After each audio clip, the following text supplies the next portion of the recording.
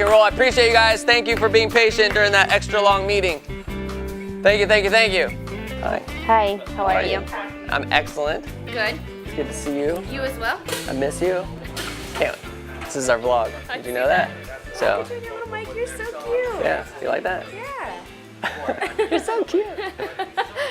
This is Rachel from Target Copy. Hi, she people. does so much work for us, and she's gonna work here one day, aren't you? Someday. Someday. Someday. Hannah, we were supposed to meet at 10, but come on. How are you? Like, I feel so productive. It's already. Right? Like 3 meetings. You bring a lot of value to the team because you're so flexible.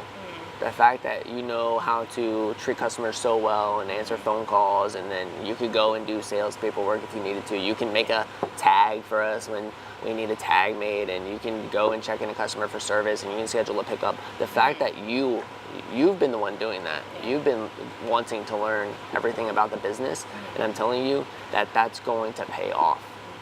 Just keep doing that, and but be extremely patient. We've only been here a year. You're not going to learn the entire company in a year. I haven't learned everything in 13 years.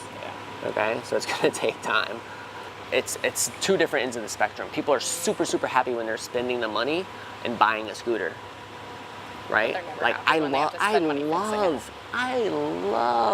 going out and buying a new car.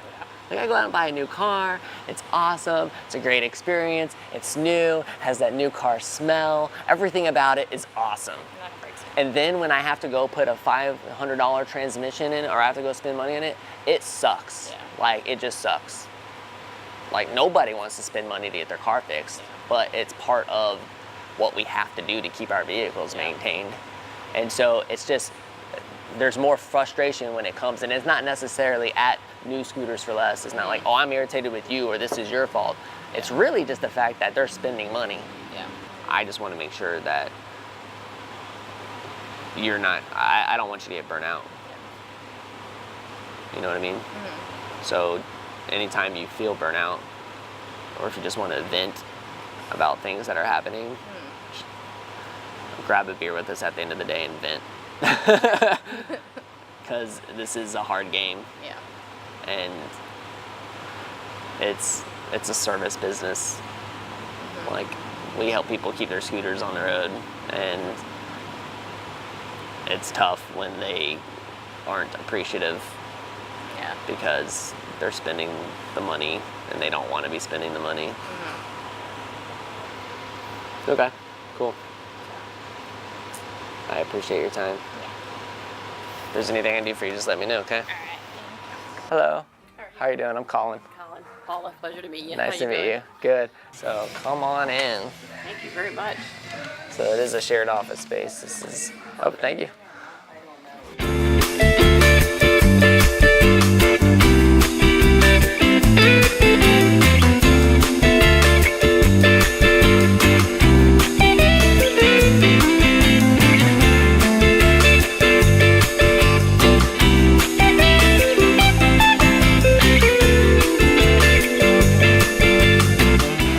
Holy crap.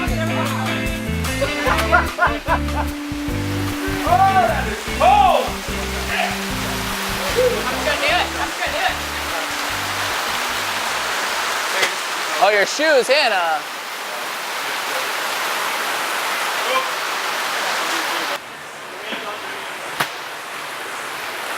Oh, that sucks. That bag. I literally hate, I mean, I'm so glad that we're here right now.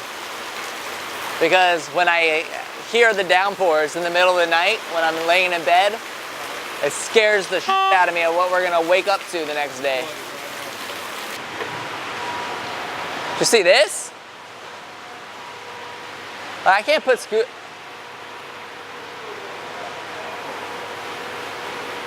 it's like dripping from the light.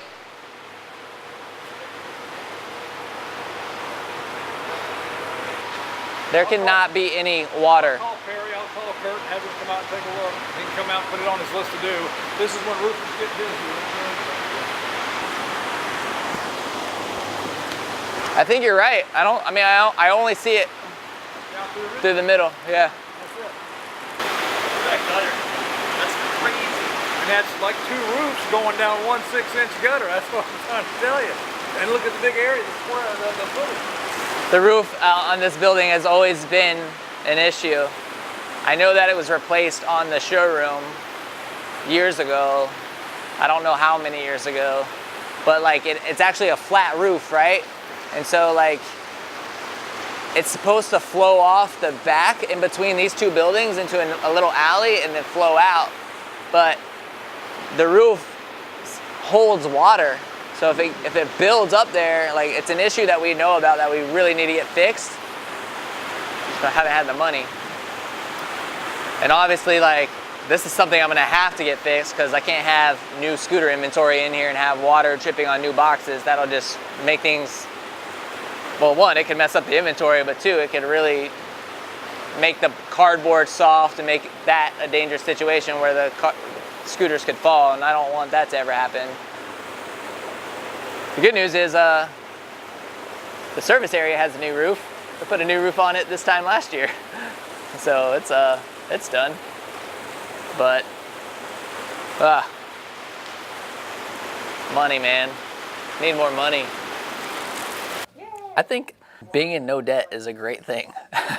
You know, like I don't want to be in debt, but would I take on a little debt in order to make some big thing happen? Probably. We took on debt to renovate this space, right? I knew that this location was going to be awesome for new scooters for less, but the building in its current state was not. So I took on the risk of getting more debt in order to make the renovations necessary to make this usable space, safe space, because there was mold and other things.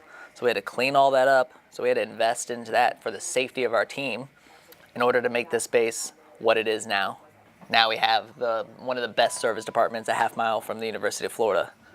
That, in that moment, was the right decision for me to take on debt.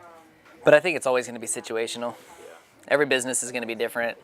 I mean, if you can I would say bootstrap as much as possible. I think where people really mess up, especially like startups, is they'll go out and they'll take out loans or they'll put a lot of money on credit cards for fancy desks and chairs and, you know what I mean? Like, you don't need that crap. Go get a card table, you know? Which we were using in here for a while. Yeah, I mean, we were using a card table earlier this year.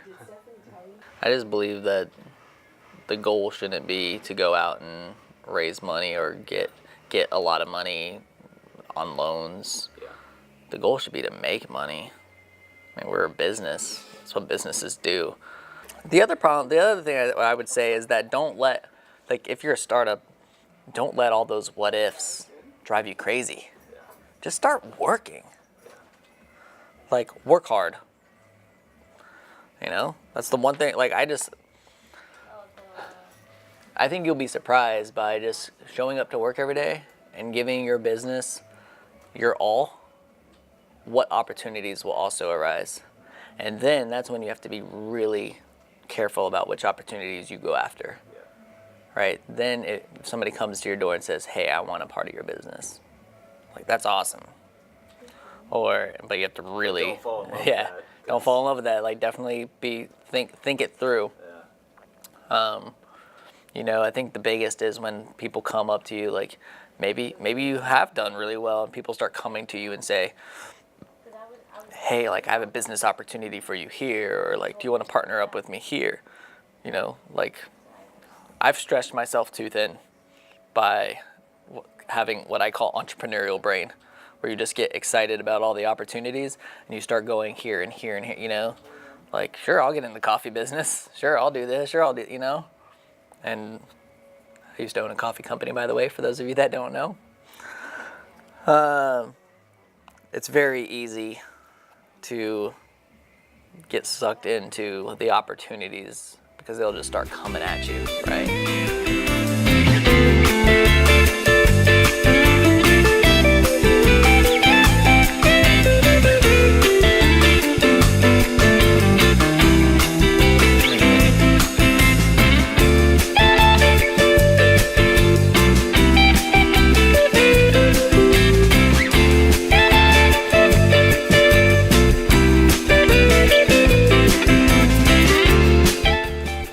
me do a sign out? I got you. I think you nailed it. I think that's the sign out right there. Yeah. Peace.